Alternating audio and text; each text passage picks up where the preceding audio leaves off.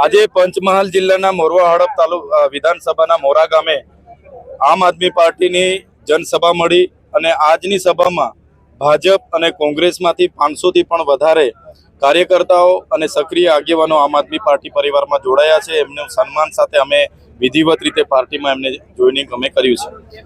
આજની સભા આપે બધાએ જોયું હશે કે અહીંના લોકો આજે રોજગાર માંગે છે, પણ મનરેગામાં કૌભાંડો થવાથી રોજગાર મળી રહ્યો નથી। આજે અહીંયા પાણી પુરવઠાની જૂથ યોજના જે અહીંના પાનમ ડેમથી જે ચાલુ કરી એ જૂથ યોજના પણ આજે ચાલતી નથી। 136 કરોડ એમાં જે ચૂકવણા થયા છે એમાં પણ ખૂબ મોટો ભ્રષ્ટાચાર થયો છે। નલ સે જલમાં પણ ખૂબ મોટો ભ્રષ્ટાચાર થયો છે।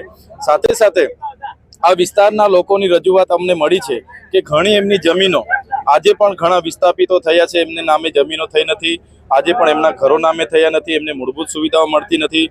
ઘણી શાળાઓમાં આજે શિક્ષકો નથી, શાળાના ઓરડાઓ નથી અને ઘણા લોકોને જાતિના દાખલાઓ માટે ઘણી તકલીફો પડે છે। ત્યારે આવી અનેક બાબતોની આજે ચર્ચાઓ થઈ છે। SIRની બાબતો હોય, પાક નુકસાની બાબતો હોય, તમામ બાબતોની અમને રજૂઆતો મળી છે। અમે પણ આવનારા દિવસોમાં પ્રશાસનના ધ્યાનમાં લાવીશું અને જ્યાં પણ રજૂઆત કરવાની થશે તો લોકો વતી અમે એ રજૂઆતો આગળ મોકલીશું।